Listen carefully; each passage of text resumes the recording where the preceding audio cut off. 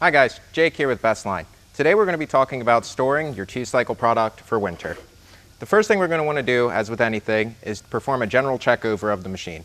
Make sure it's clean, all pieces are intact, there's no visible damage to any exterior covers, cases, levers, or controls. Make sure all of our gas tank and fuel tank seals seal properly. Our recoil is in good condition. The next area with this unit, with this blower, and most all blowers, is the blower fan housing.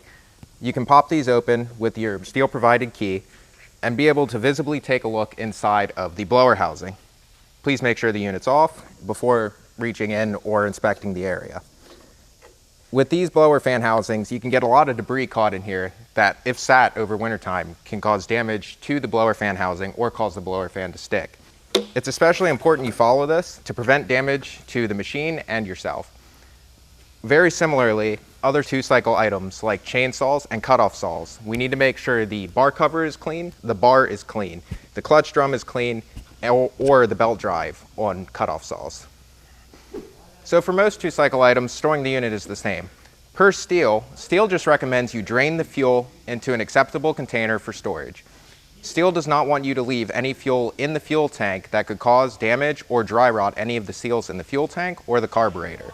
So what we're going to do here, we're going to take a nice large drain pan to make sure we don't spill anything. Pop open the gas cap. Hold the gas cap away. And then just pour it into an acceptable container for temporary storage until we can move it into something more permanent like a gas can. Now with this fuel, we can take this fuel and put it in a standard gas tank, and then we can treat it for storage in there. The goal here is to keep as much fuel out of this system as possible to prevent any deterioration internally. So in closing, after making sure the unit is in functional condition and that we have drained the fuel out of it, it's ready for storage. However, if during any visual inspection you find that there's any damage to the unit, please do not hesitate to contact us and we'll get you taken care of.